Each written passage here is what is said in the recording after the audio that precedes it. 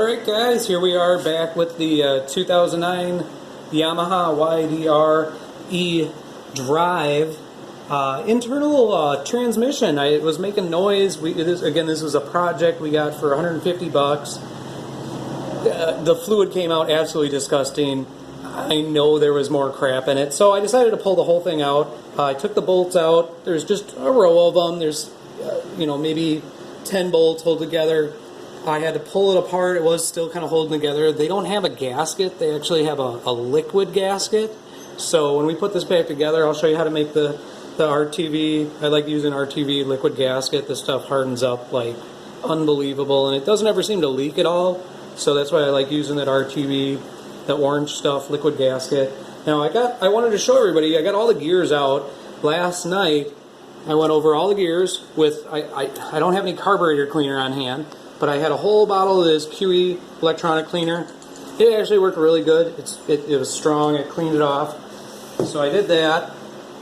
After I did that, just cleaning off the general soot and dirt, everything once you spray it has no more oil. So what I did is I went back over. I really like Seafoam. Seafoam, good stuff. Got this from Brother Mike for Christmas. Thanks, Brother Mike. And I poured this all over the gears. All over. You can see I messed up my new firework magazine. I made sure it was something nice and thick because I poured it on there pretty heavy. And then what I did is I just kind of went like this, and you can feel the bearings if they're smooth or if there's a grit. If there's, if you feel like real lightly, you go like this, and you feel a bunch of sand, and you can barely move it. That's how mine were. So we just started from the beginning, take it all apart, clean it all up. Look, I got some dirt on there. I got to make it nice and clean. Everything nice and clean. So I went around, cleaned it up. Now it's oiled again with the Seafoam. Again, the Seafoam's not going to do anything but good. Cleaned everything out. So what we're going to do, we'll actually put all the gears back in. Luckily, there's no missing teeth. There's nothing missing. This is the limited slip differential. A lot of people were saying online only one wheel was moving on my golf cart. This is why only one wheel moves. You stop one wheel, the other wheel starts to go. You stop this wheel, then this one goes. So it is like a one-wheel drive. It'll go to the one wheel that'll grip. That's so you don't get stuck in your golf cart on the golf course. It'll actually help it quite a bit. They started doing this in this year, in like 2007. ydre Yamaha models, they started doing a limited slip differential. So everybody that says my one wheel is moving, it's okay. That's why it does it. It's the gear right there. So I'm going to flip this over. We're going to hold it up right like that. Now if you want to get a picture in here, just get a good look. Thanks again to Alex and Brianna, my video helpers. Now this is the inside. This is actually the brake. This is going to be the hardest thing to really get lined up. You're going to move all of these individually.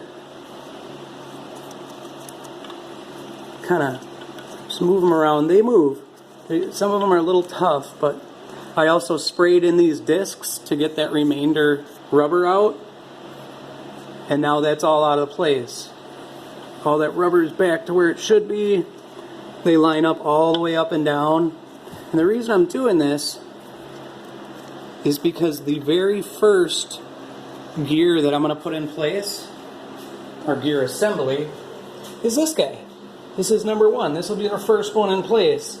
This actually goes into the brake, and this is why the brakes work so well actually. The brake actually goes right to your main drive gear.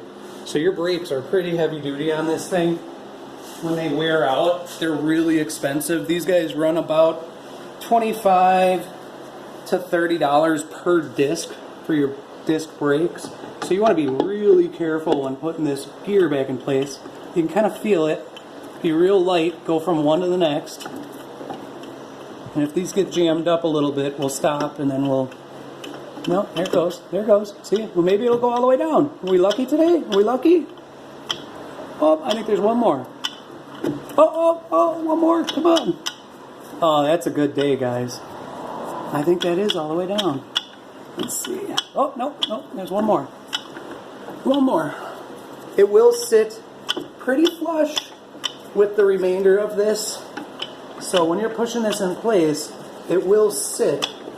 Come on, go all the rest. There's one more in there, guys, that we're missing. I can feel it. I'm used to feeling it, so I know this gap right here is just too big between that gear. That's why I wanted to make this video, because a lot of people won't make videos like this. There we go. They just don't do it. The mechanics don't want to. They don't want to show you everything. If you knew how to do this and you got this video, you're not paying somebody, you know, $1,000 for your new transmission. You're not paying somebody $1,000 to take this all apart. You know, a lot of this stuff is just clean it up. You know, if these gears are shot, take these out. Okay, this comes apart, and then you replace that gear. That's most likely the gear, or this gear, that usually wear out. You can replace all of these internally. I liked DIYGolfCarts.com had some real intricate little descriptions and diagrams of internal transmission parts, so that helps looking at what they show you. So there's the first gear. We'll go on to the next one now and put this one in. We'll grab this guy. Will be the last one, and then let me just grab both of these. See, again, I clean these all up. They're pretty big. You want to make sure they're really clean. They're pretty heavy. Make sure on these grooves that there's no big gouges, no teeth missing. There were a couple of pretty good gouges. There's one right there. I went over it with, go around here, just a edge of a wet sandpaper, like, you know, 600 grit sandpaper, clean it up real good. So let me bring these over so I'm not making this video too long. These bearings literally sit the only places they can be in this case. So let me just go, and you want to do this as straight up and down as you can. So you always need a good helper like Alex here. Okay, see? Slip, slip, slip, right down in place. The gear luckily just sat right next to the retainer. It's not going to happen every time. And then you've got this gear, actually goes right up. And this goes to the drive shaft of the other axle. See? This one goes, the other axle will go right into this. So both axles are actually duplicate on both sides of here. So that's a good way I wanted to just show you. And then you could put the case top back on, but then this kind of bumps into this. So what I did is I kind of go around here, slip it down, and just again make it as straight in as you can. And now that they're clean a little, maybe I'm getting lucky because they're all clean. Nice. That's it, guys. That is your internal, new, cleaned up. And I see just overnight, just here, around here, there's a little ridge of dust in here and dirt. I mean, this literally was covered up last night after I cleaned it. And I see there's a little bit more dirt. So what I'm going to do, I'm going to clean this up real quick and we'll continue on the next video.